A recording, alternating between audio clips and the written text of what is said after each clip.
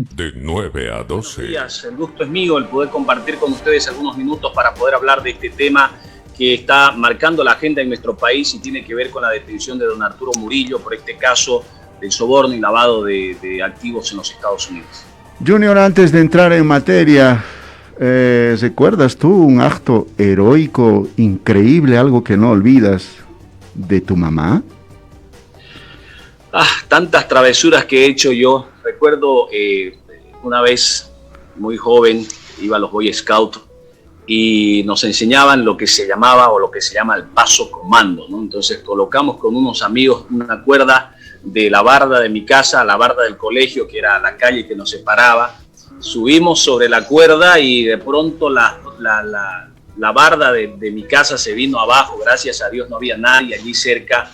Y me recuerdo que esa noche mi madre tuvo que dormir en el vehículo porque, claro, los ladrones, la gente se podía haber entrado y calladita después tuvo que hacer construir la barda porque mi padre ya trabajaba en La Paz, trabajaba en Red 1. Entonces mi padre se va a inicio de semana, vuelve a final de semana y se entera algunas semanas después de la travesura que hicimos con unos amigos. Bueno, Junior, sí, pues las mamás son cómplices a veces, ¿no?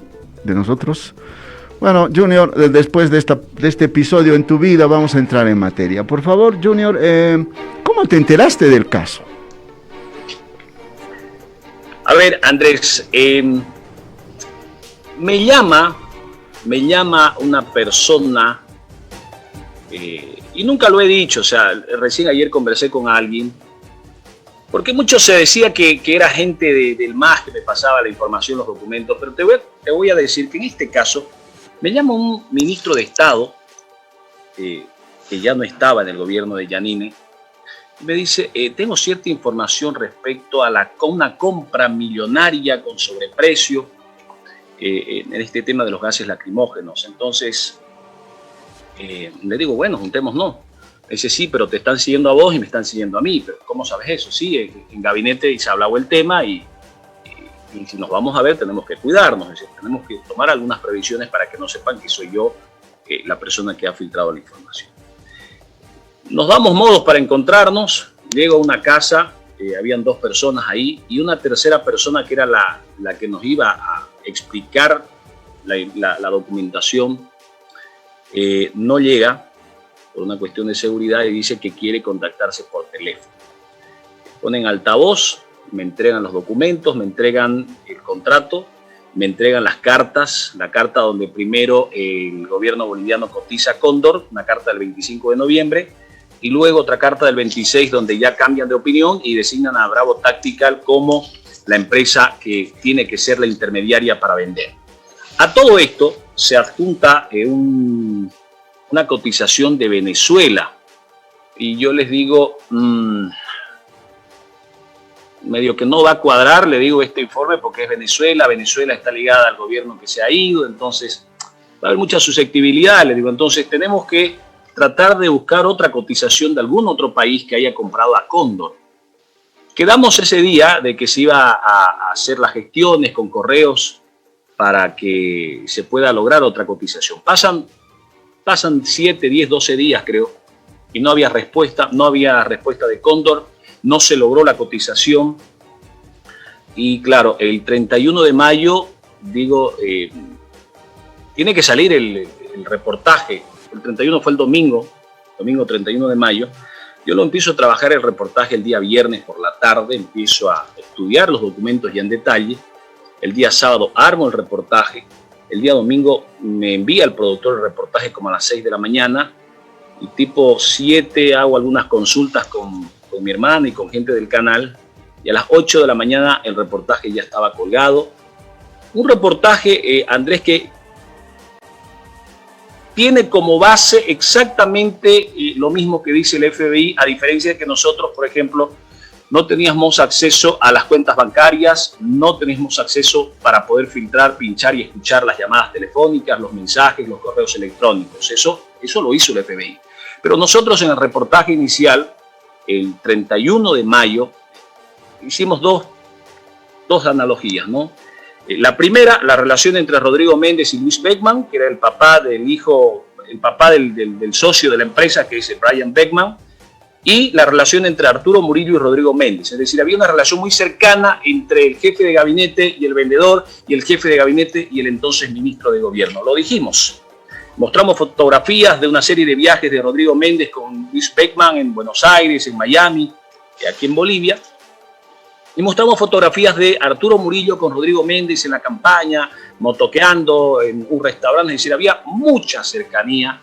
Y la carta era muy grotesca, ¿no? Una carta que decía que solamente se le iba a comprar a Bravo Tactical. Es una carta del 26 de noviembre del 2019, donde el señor Sergio Zamora Bascopé, que era el director general de Asuntos Administrativos del Ministerio de Gobierno, dice que Bravo Táctica es la empresa que va a tener que vender al ministerio. Se hizo todo un escándalo. Esa misma noche el señor Murillo saca un comunicado donde en la parte final dice que no iba a descansar hasta que el periodista Junior Arias se retracte. Dijo que esta carta había sido adulterada, anunció que iba a iniciar un proceso ante un tribunal de imprenta, dijo que iba a mandar este documento a un estudio grafológico. Eso no sucedió nunca, ¿no? Y el lunes, cuando veo el informe y lo leo, el informe del FBI, en uno de sus puntos dice que el señor Brian Beckman, que era el representante de Bravo Tactical, le dice, por ejemplo, a su tío, así dice el informe, tras una serie de mensajes que fueron interceptados de WhatsApp, le llama tío y le dice que necesitan sacar del camino al competidor. ¿Quién es el competidor? Era otra empresa que estaba vendiendo ya durante los últimos meses gases al gobierno boliviano, y por lo tanto la empresa Cóndor estaba priorizando esa empresa y no a Bravo Tactical, porque esta empresa nunca le había comprado gases. Entonces ahí es que surge esta nota que hace un lado al anterior proveedor y habilita el camino para que Bravo Tactical vaya a vender los gases lacrimógenos al gobierno boliviano. Junior, ¿cómo estás? Buenos días, te mando un abrazo. Juan Carlos Monroy, ¿cómo estás? Querido Juan Carlos, ¿cómo andas? Buen día. ¿Cómo va? ¿Todo bien? Junior, a ver, es la explicación. Claro, un reportaje, un trabajo periodístico que, como bien lo dices, no tenía todavía temas de fondo, que los podría tener una investigación, y los tiene en realidad una investigación de las características del FBI. Pero de acuerdo a los datos que publicaste en aquel entonces, la información ahora establecida por el FBI, ¿cuadran las cifras? ¿Son los mismos montos en los documentos a los que tuviste acceso de lo que se está investigando en este momento como soborno y lavado de dinero? ¿O hay variación en cifras? En sí es exactamente lo mismo. Nosotros hablamos de que se había duplicado el precio. Está allí el reportaje que lo hemos publicado incluso ayer en las redes para recordar el reportaje que se lanzó.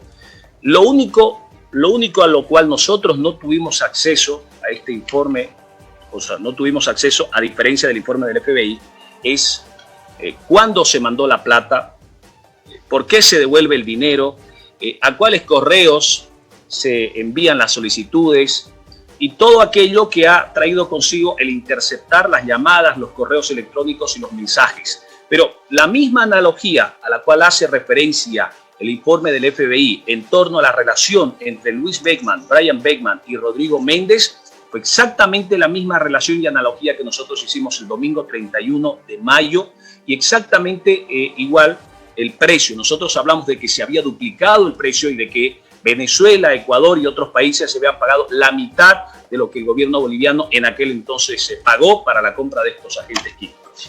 Junior, ¿tienes alguna idea? Hay cosas que todavía seguramente en el transcurso de la investigación ya oficial por las autoridades tanto de Bolivia como de Estados Unidos saldrán a la luz, pero hay cosas que no cuadran, y no sé si la información a la que accediste en aquel entonces te da algunas luces de por qué pasaron estas cosas. ¿A qué me refiero? ¿Por qué, si se estaba adquiriendo equipo antidisturbios de diferentes características para la policía, Ministerio de Gobierno, por qué firma el documento el ministro de Defensa, en ese entonces el señor López? ¿Por qué se dan esas situaciones? ¿Qué te dijeron en cuanto a información de acuerdo a la investigación que has realizado? A medida que nosotros fuimos investigando este tema, y claro, nos empezaron a poner contra la pared y no nos quedó más que seguir escarbando, investigando, y gracias a Dios la gente que seguía nuestro trabajo y que lo sigue, porque yo soy un hombre muy agradecido con nuestros seguidores. El informe del FBI, por ejemplo, me lo envía una persona que no conozco. Es una persona que me escribe el lunes en la noche, tiene registrado un número de Estados Unidos y claro, me manda el documento, pero yo tengo que verificar la fuente y le digo, discúlpeme, necesito yo entrar personalmente al link del lugar, no es el Departamento de Justicia, es una base de datos del Sistema Judicial de Estados Unidos. Entro yo y claro, verifico que ese documento realmente es cierto. Tenía problemas para entrar, parece que por el IP, y le digo, discúlpeme, yo no puedo entrar, pero necesito un video, que grabe un video del teléfono a la computadora para que me demuestre que realmente es un informe que está colgado en algún sitio web oficial de los Estados Unidos. Luego de eso empiezo a revisar y a buscar quiénes son las personas que están involucradas. Pero ¿qué pasó? A medida que nosotros fuimos investigando y a medida que el señor Murillo y el señor López empezaron a decirnos de todo, aparecen algunos ciudadanos que nos ilustran más. Yo me preguntaba por qué se dio todo un giro cuando el gobierno podía haber comprado. ¿Dónde estuvo el negocio? ¿Por qué Defensa compró? ¿Por qué no compró gobierno cuando gobierno puede comprar directamente? El tema es que la ley orgánica de las Fuerzas Armadas, la ley LOFA, establece que si el Ministerio de Defensa compra gases, compra armas o compra cualquier logística para equipar a las Fuerzas Armadas, está exenta del pago de tributos aduaneros y de impuestos de ley. Es decir, no paga la internación de los equipos a Bolivia, a la aduana, y tampoco gira la factura como lo tendría que hacer cualquier empresa que le va a vender al Ministerio de Gobierno, porque el Ministerio de Gobierno no está contemplado en los beneficios que deja consigo la ley LOFA.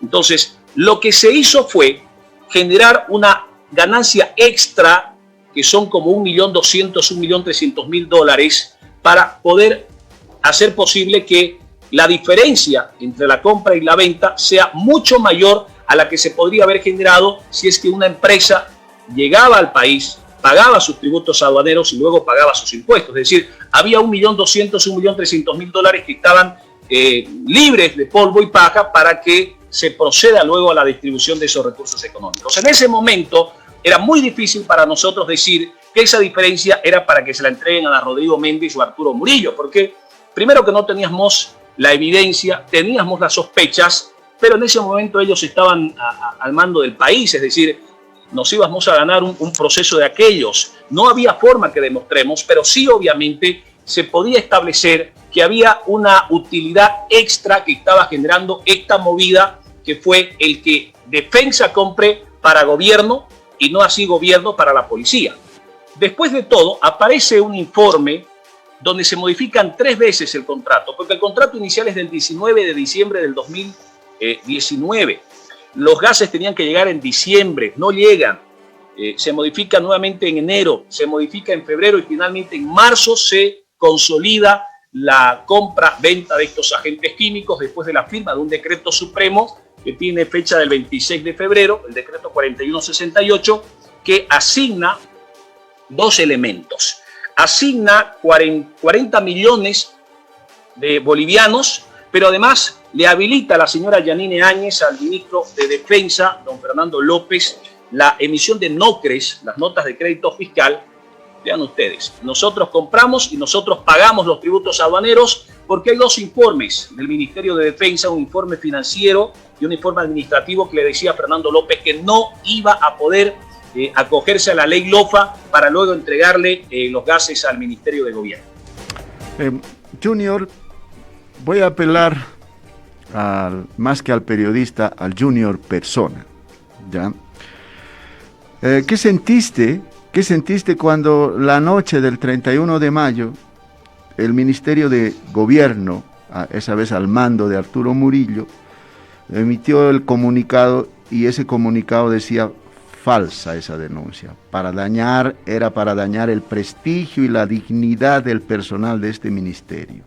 Esa falsedad es guerra sucia y es guerra política. Y además decía, se trata de una compra estatal, ¿no? hecha dentro de la ley y de las normas y cumpliendo con absolutamente todos y cada uno de los requisitos que la legislación exige, ¿ya? Y también señaló que esta denuncia era maliciosa, ¿ya? Y además dijo, es una falsedad y no vamos a descansar hasta que el señor Arias rectifique y restaure la dignidad e imagen de las personas dañadas. Si no presentó ningún argumento para desmontar la información, pero sí emitió un comunicado en estos términos. En ese momento, ¿qué sintió Junior Arias, persona, más que periodista? Andrés, fue un día muy difícil el domingo 31 de mayo. La gente en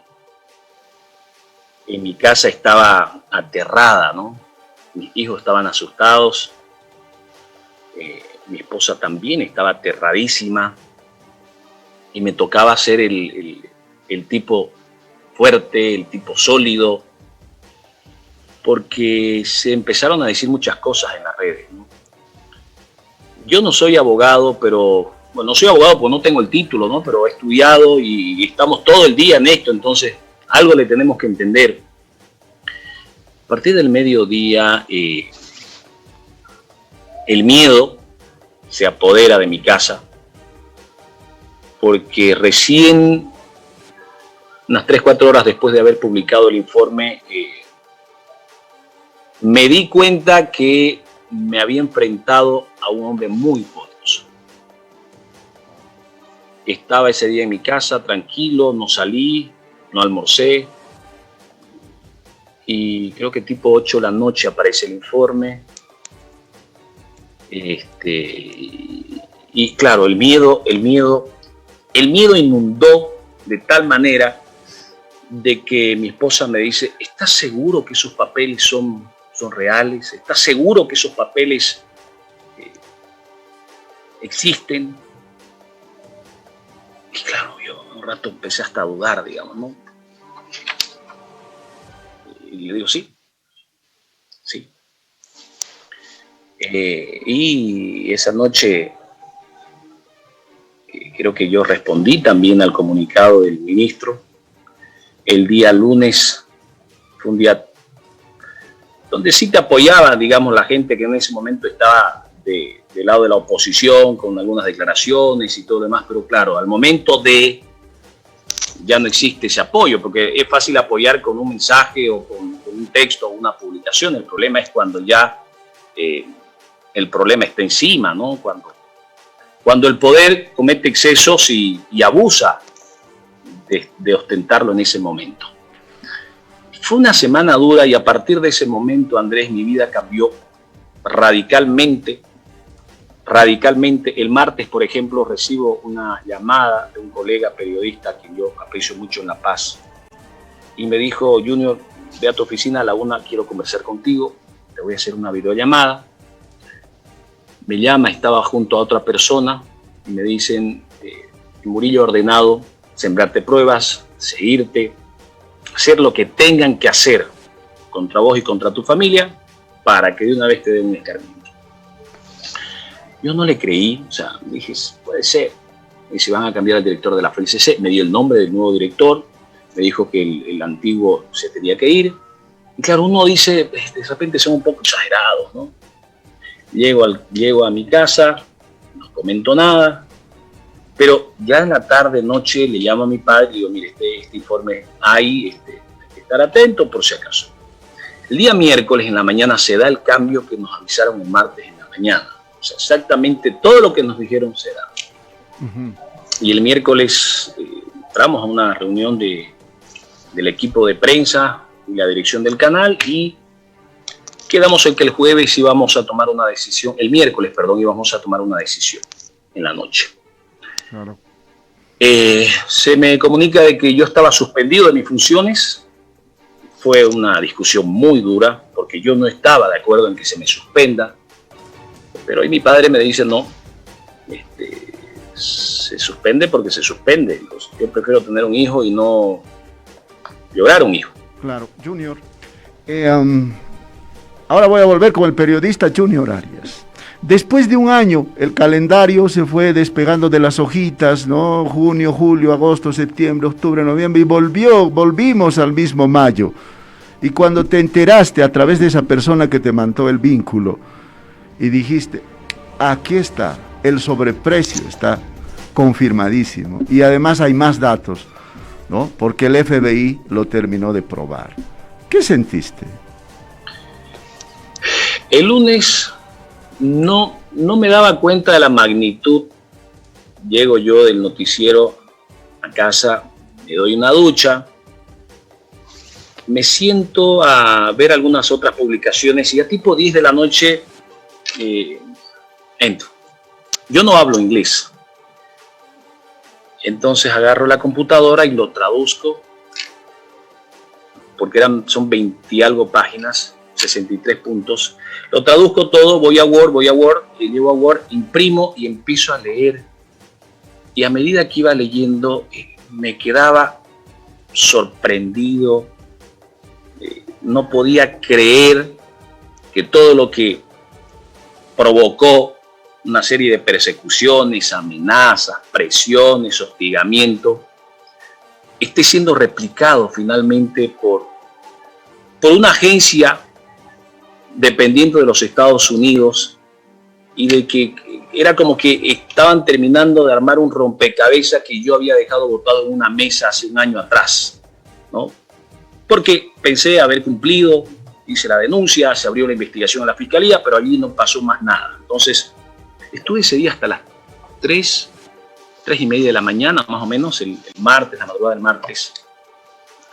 Estudié, lo leí, trataba de entender, porque hay muchos puntos donde hablan de $700.000, de 20.000, de 582.000, de que iban a mandar plata aquí, iban a mandar plata a los Estados Unidos, de que devuelven el dinero, de que vuelven a enviar. O sea, lo leí como unas 3 veces el informe. Y dije, la justicia tarda pero llega. ¿Y qué fue lo primero que se me vino a la cabeza? Yo dije, Murillo está en serios problemas. Dije entre mí, pues estaba solo yo, ¿no? Trabajando hasta las 3:30. Porque el FBI es el FBI siempre trata de llegar lo más arriba que puede, ¿no? No le interesa quedarse con sardinas. Entonces dije yo, si el señor Rodrigo Méndez habla, porque es muy difícil que un jefe de gabinete haga todo lo que se hizo, ¿no? Si el jefe de gabinete habla, dije yo esa noche, o sea, solo, ¿no? El señor Murillo va a estar en problemas. Salgo el martes, hago la denuncia y todo el día estuve mirando el Twitter de Arturo Murillo y no publicaba. El martes en la noche me llama son 2 personas que me están ayudando con información de Estados Unidos y me dice, Murillo está detenido. Tipo 9:30 de la noche. Y yo les digo, pero ¿y cómo podemos cotejar? Y me dice, es que no han subido todavía a la página judicial, pero Murillo está detenido. Eso fue el martes. El miércoles tuvo una serie de entrevistas y Murillo nada que aparecía. Entonces yo dije, o el señor Murillo perdió su teléfono o definitivamente el señor Murillo está ya bajo prisión de las autoridades federales, ¿no? Ya miércoles en la tarde, pasado el mediodía, el ministro de Gobierno nos ha dado a conocer oficialmente que el señor está arrestado y ahora está ya en una cárcel de Miami, ¿no? Junior, hay dos puntualizaciones. La detención de Murillo, de acuerdo al documento que vi, ¿se dio entre el 21 y 22 de mayo o se dio recién ayer? ¿Qué sabes? Yo he tenido acceso a la orden de arresto. El señor Rodrigo Méndez es detenido el viernes 21 de mayo en Naples y el 24, es decir, el lunes, el señor Arturo Murillo fue detenido por agentes federales. Es decir, nosotros el martes recién conocíamos este informe, pero ya Murillo ya estaba detenido, porque la orden de arresto dice que él fue detenido el lunes 24 de mayo y recién las autoridades bolivianas y norteamericanas se comunicaron, preguntaron y nosotros nos hemos enterado 2 días después de que Murillo ya haya estado bajo tuición de las autoridades federales, que lo han remitido ya a una cárcel y que tiene fecha para audiencia. Por ejemplo, ayer, aquí tengo un documento igual que me llegó Ayer Arturo Murillo tuvo una audiencia de 21 minutos, una audiencia que se hizo por Zoom a las 10 de la mañana. Su abogada, por ejemplo, es la señora Julia Kefalinos. El magistrado que está llevando adelante el proceso contra Arturo Murillo es G. Jonathan Goodman. Y de acuerdo a lo que hemos leído, la abogada ha pedido tiempo, ha pedido se reprograme esta audiencia que debía llevarse a cabo este pasado miércoles, y se la ha agendado para el 7 de junio del 2021, fecha en la cual el juez va a definir si le da fianza, si lo manda detenido preventivamente a alguna cárcel o qué pasa con Arturo Murillo. Por otro lado, el señor Murillo ha sido ya registrado en el Federal Detention Center de Miami, y es más, tiene su número de registro ya en la información oficial que maneja este centro penitenciario. Es el 02358-506. Arturo Carlos Murillo, 57 años de edad, sexo masculino, ¿no? Entonces, ya ha sido registrado en este centro penitenciario el exministro de Gobierno. Centro de Detención Federal en Miami, ahí se encuentra en este momento detenido. Cierro con esto, Junior, agradeciéndote los minutos y la explicación de la investigación que has realizado hace tanto tiempo.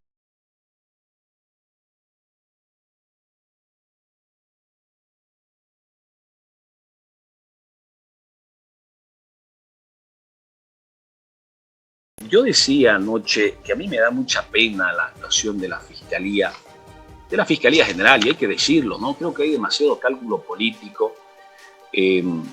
No se ha hecho nada. No sé si no hay voluntad política, no sé si no hay recursos, no sé si de repente se están lucrando con los casos, no lo entiendo. O sea, vimos que el fiscal general pidió cooperación al Brasil, pero ¿cómo es posible que los Estados Unidos, a través del FBI, nos dé con precisión algunos datos? Por ejemplo, en el punto 27, dice que la empresa de Estados Unidos, esta es información que le ha dado la empresa Cóndor al FBI, pagó $3.357.000 por los gases, quedando, dice el FBI, un remanente de $2.291.000. ¿Esto le costaba hacer al fiscal general o a sus fiscales? O sea, no entiendo, de verdad. O sea, no sé si hay falta de voluntad, hubo falta de voluntad por parte de la empresa Cóndor o de las autoridades brasileñas, o no sé si de repente la Fiscalía General accedió a este informe, pero prefirió guardarlo en un cajón para evitarse problemas políticos, o no sé, pues, ¿no? Pero de verdad que da pena, da lástima y deja mucho que desear el trabajo, no solamente en este caso. En muchos de los casos que se denuncia corrupción, lo peor que puede pasar es que el acusado vaya 3 o 6 meses a la cárcel y después quedan en libertad, los casos quedan impunes y no pasa absolutamente nada, ¿no? Bien, Junior, muchísimas gracias una vez más por la gentileza, por los minutos que nos has brindado acá en el programa. El caso está recién en esta nueva etapa comenzando, así es que habrá mucho por investigar de aquí en adelante. Te mando un abrazo enorme, Junior, muchísimas gracias. Gracias, querido Juan Carlos, gracias Andrés por estos minutos. De 9 a 12.